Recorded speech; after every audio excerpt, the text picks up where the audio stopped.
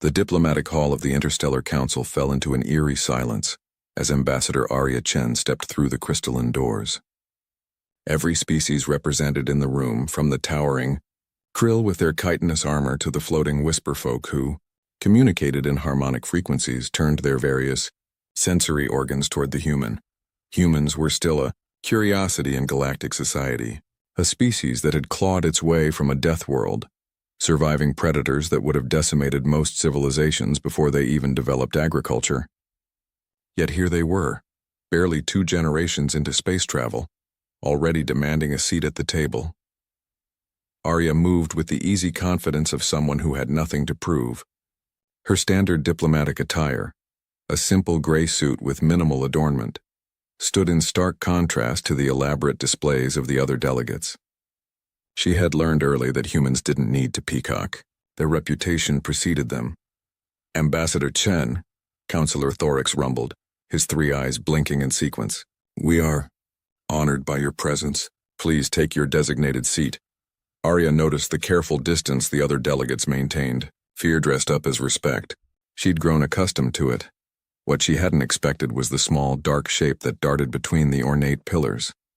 Vex was a Ravkesh cub, barely 3 months old, but already the size of a large dog. His species were apex predators from Ravkesh Prime, a world where everything evolved teeth, claws, and an insatiable hunger. Adult Ravkesh were formidable members of the Council's military forces, their predatory instincts channeled into protection rather than destruction. But cubs were another matter entirely. The young Ravkesh's scales shimmered with iridescent blues and purples as he stalked between the seats, his 6 eyes fixed on the newcomer with predatory intensity. To the other delegates, Arya must have looked like prey, soft skin, no natural weapons, smaller than most species present. Vex saw opportunity. The cub approached with the awkward confidence of youth, his movements a mixture of curiosity and predatory assessment. He circled Arya's position twice, nostrils flaring as he processed her scent. The human stood perfectly still, watching him with an expression the other delegates couldn't quite read. Then Vex struck. His needle-sharp teeth closed around the fabric of Arya's sleeve with a playful growl. It was a testing bite, not meant to injure but to establish dominance. In Ravkesh culture, this was how cubs learned their place in the hierarchy. The room erupted into chaos.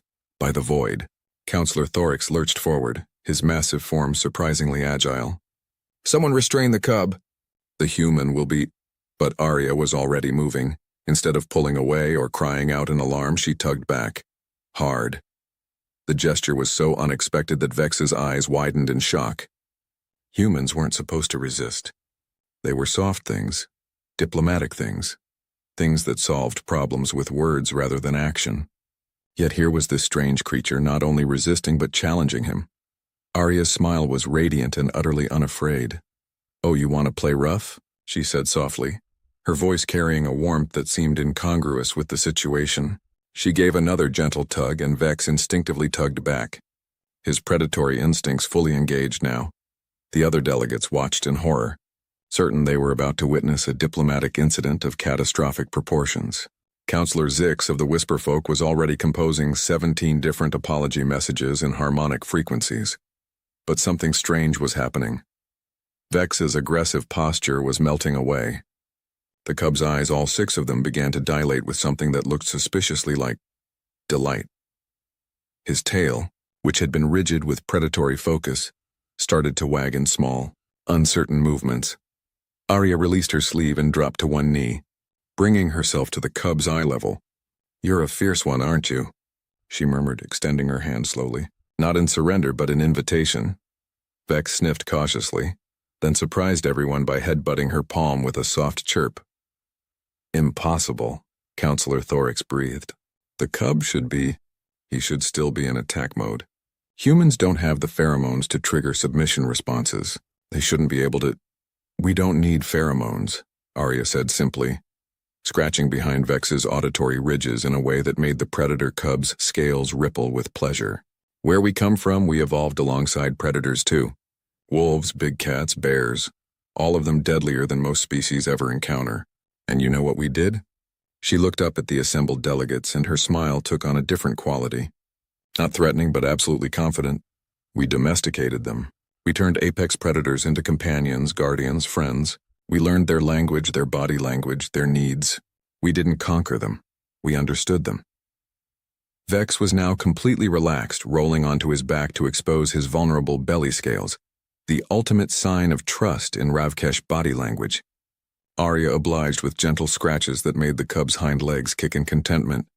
Your species survived by avoiding predators, Arya continued, addressing the room as she played with Vex. That's smart. That's sensible. But humans? We survived by understanding them, by studying them, by respecting them enough to learn what makes them tick. She stood up, and Vex immediately pressed against her legs, purring, a sound that adult Ravkesh rarely made outside their family units. The cub wasn't trying to hurt me, Arya explained. He was testing, seeing if I was pack or prey, and I showed him that I'm neither.